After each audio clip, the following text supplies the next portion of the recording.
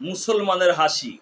কুরআনে কারিমে আল্লাহ তাআলা বলেন, ফালিয়াদাকু কালিলাও ওয়া লা ইয়াবকু কাসীরান জাযাম বিমা কানু ইয়াকসিবুন। অর্থাৎ সুতরাং তারা কম কম হেসে নিক এবং তারা তাদের কৃতকর্মের পরিবর্তে অধিক পরিমাণ কাঁদবে। সূরা তাওবা ৮২ নম্বর আয়াত। আলোচ্য আয়াতে কারিমে আল্লাহ তাআলা মুনাফিকদের অবস্থার ধারাবাহিক বিবরণের পর বলেন যে মুনাফিকদের আনন্দ হাসি অতি সাময়িক, এরপর পরকালে তাদেরকে চিরকাল কাঁদতে হবে। এই আয়াতের তাফসিরে একটি হাদিস উল্লেখ করা হয়েছে। তাফসিরে মাযহারিতে রয়েছে, আদ-দুনিয়া কলিলুন ফালিয়াদহাকু ফিহা মাশাউ ফাইদা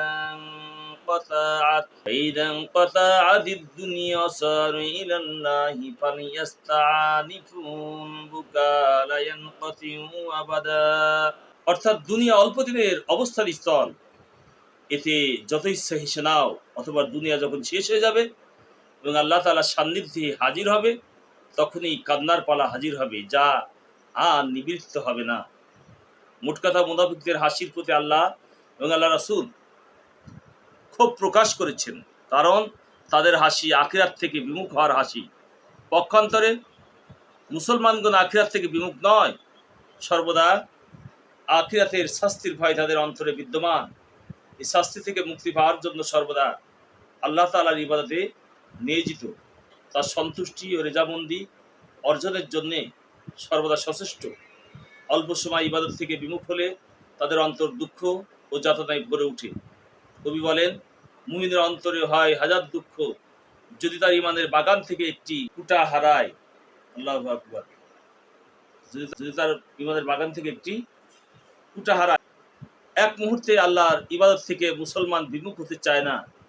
তাই মুনাফিক তথা বিধর্মীর ন্যায় তারা গাফলতির হাসি হাসতে পারে না, কারণ এই হাসির মাধ্যমে অন্তরে বা অন্তর মুর্দা হয়ে যায়। এই হাসির লক্ষণ হলো উচ্চ আওয়াজে হাস্য করা। নবী করিম সাল্লাল্লাহু আলাইহি সাল্লামের পবিত্র হাসি আমাদেরকে শিক্ষা দিয়েছে হাসার পদ্ধতি কি এবং কতটুকু হাসতে হয়, আর কিভাবে হাসি বিনিময় করে বন্ধু বান্ধবের অধিকার আদায় করতে হয়। নবী করিম সাল্লাল্লাহু আলাইহি সাল্লাম যেভাবে হাসতেন তাকে মুচকি হাসি বলা যেতে পারে। তার হাসিতে দাঁত দেখা যায় না, সে হাসি কখনো উচ্চ আওয়াজ হয় না, আর এই মুচকি হাসি মুসলমানের হাসি। এই গ্রন্থের কিছু শিক্ষামূলক ঘটনা পাঠকের সামনে তুলে ধরা হয়েছে, এগুলো মুচকি হাসির উদ্রেক করবে, আর ইসলামের এমন অনেক জটিল ব্যাপারকে সহজ করে বুঝিয়ে দিবে, যা এই ঘটনা ছাড়া বিষয়টি বোঝানো অসম্ভব ছিল।